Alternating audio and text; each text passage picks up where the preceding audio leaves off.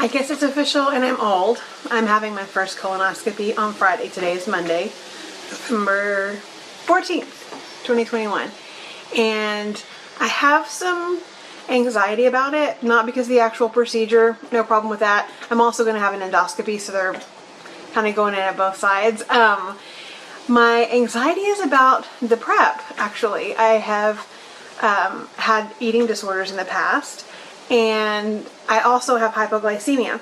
And I did reach out to my provider about that, and her staff responded pretty dismissively by telling me I can have things like Jell-O and Kool-Aid and popsicles, so I can have calories or sugar, and it'll be fine. But if you have hypoglycemia, you know that blood sugar spikes happen, and eating things like proteins and fats help level those out, so you're not just spiking and then dropping and spiking and dropping all the time. And the fact that I can't have protein or fats, I can't eat anything that day before, is a little concerning to me. But I figured if I went through this whole process with you, then maybe it would relieve any anxiety you might have about it. So I have already read all the information. I've already bought all the stuff I'm supposed to have. I already have all my drinks and my clear fluids lined up. So we'll go look through those for a while. And then tomorrow, actually Tuesday, I have to get a COVID test from the same provider, which is going to be over an hour round trip. But I can't take it anywhere else. And then on Thursday, I'll do no liquid fast. And then Friday morning, fortunately early, my sister's coming to pick me up and drive me to the procedure, which they said I'll be there probably about 3 hours, but it's 30 minutes. And again, by that point, I'm not worried about that. We'll see what happens. These are the products I was told to purchase for my prep. I have to take a couple of Dulcolax, and then 2 different times I have to mix 7 doses of Miralax with some Gatorade. And then, as a last resort, if 2 hours before my procedure I'm passing anything that's not clear, I have to do a saline enema. And I can tell you right now, this is not going to happen. So hopefully my body will cooperate. They did mention that you could return these if you did need to use them, but these two together, it was something like $2. Also, this was only $3 or $4, so the Miralax is the only thing that was pretty expensive. One of my children has to take Miralax regularly, so we'll use it even though I'm only going to use 7 of the doses. I'm on my way to my COVID test. I'm kind of a mess. I just got back from walking the dog. I'm wearing my pajamas. Haven't cleaned up at all. But I'm kind of salty about having to drive all the way across town instead of being able to get a test close to me anyway, so I don't care. I don't have to get out of the car. It's just a drive-through. And they'll swab me, and hopefully that'll be that. And I can get started with my day. I just got checked in for my COVID test. I have to sit in my car with the windows down, and I guess they'll just do it real fast in a second. Hopefully, when you have a colonoscopy, this won't be an issue anymore. Everybody, please get vaccinated. Let's get this over with. So it's a test in your nose. I'll be swabbing both sides, okay? And I'll be doing 5 seconds each side, okay? So just lower your mask. And it's going to feel like water going up your nose. So just try to stay still. Okay, here we go. Right side, 1, 2, 3. And left side, here we go. 1, 2, 3. And you're all done. And your provider will contact you with results. Thank you. Yeah, have a good day. One. It's Wednesday, and I'm preparing my Jell-O for tomorrow. I can't have anything purple or red. Hopefully blue's okay, because they only had orange and blue flavors. There weren't any of the green or yellow.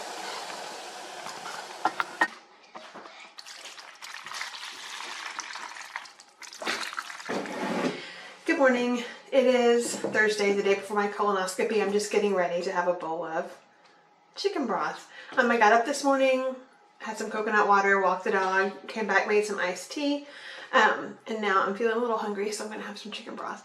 And I will tell you, I don't feel triggered, but there's something very familiar about trying to have a variety of options to try to get the most joy and the most options out of a very limited set of things that I'm able to consume. from whenever I did have an eating disorder. And for those of you that just have to have a colonoscopy maybe 4 times in your life and are like, you're just being a big baby, just do it and get it over with. It's a lot when you've done that for like 20 years of your life. It's a lot, but here we go. I thought about putting my broth in a mug, but decided to put it in a bowl and eat it with a spoon because maybe that'll feel a little bit more like actually eating. So here we go. It is 3 p.m. and I just mixed 7 doses of Miralax in between 32 ounces of Powerade. And I'm getting ready to take my Dulcolax. These are tiny, so it shouldn't be too difficult. Cheers.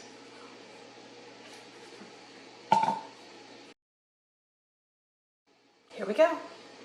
Okay, it's 4 o'clock now. After I took the Dulcolax, I took the dog on a really short walk while I still could. And now it's 4, and I've just started taking the Miralax. I had a little Jell-O before that because I was a little hungry. I have a headache. I don't think it's from being hungry. I don't know what it's from. But I will say that when you put Miralax in at that high of a ratio compared to the liquid, you can taste it. So it's going to be rough. Man, I thought 32 ounces in 2 hours, no biggie, but it's going to be a struggle. It is 6:30. It's 3.5 hours since I took the laxatives, and it's been about 45 minutes since I finished the 7 doses of Miralax. And I guess we just wait. I'm going to get ready to take a shower, so I'll be clean tomorrow. And the suspense is killing me. Hey, it's 2:30, and I'm just finishing up my second round of the Miralax. So it's been very anticlimactic. I don't know what I expected, but it's not been a big deal at all. So I'll see you in the morning. Good morning. It is 7 a.m. and my sister's about 5 minutes away. I was really surprised by how not dramatic everything was. I don't know. I expected, like, when you get sick and you have diarrhea and it feels like garbage. It was nothing like that. The stuff they use now is very gentle. It wasn't a big deal. I had to get up several times, but it was clumped around, no pun intended, that 2 o'clock when I had to wake up and drink a bunch of stuff anyway. And then when my alarm went off at 6, I had been sleeping probably 2.5 good hours. So I feel like I'm pretty well rested. So it's almost time to go. Now I'm just waiting for my turn, and I have to say that this is just intimidating. Like, it's legit like a hospital. Okay, I'm done. It was 10 out of 10. Would recommend. I can tell I'm slurring my speech, but otherwise I feel great, and it's time to go home. Well, I'm back home. Everything's done, and I feel great. Let's see. Right now it is 2:30. I think I went in to the colonoscopy room at about 9:15, and I woke up back in the room where I filmed earlier at probably 10 minutes till 10. And I actually had a colonoscopy and an endoscopy, so they did that in well under 40 minutes. I will say that it was very much no big deal. The concern about what was going to happen was a lot more stressful than the actual procedure, which obviously I don't remember. One of my other questions I had for them was about the anesthesia, because I have been given intravenous Valium before when I had my wisdom teeth taken out, and it took me a day to wake up from that. What they use when you get a colonoscopy is out of your system in 15 minutes after they stop giving it to you. So they give you small amounts throughout the procedure to keep you asleep, and they stop giving it to you. And I heard them waking other people up, but they didn't have to wake me up because there was some machinery going and it woke me up.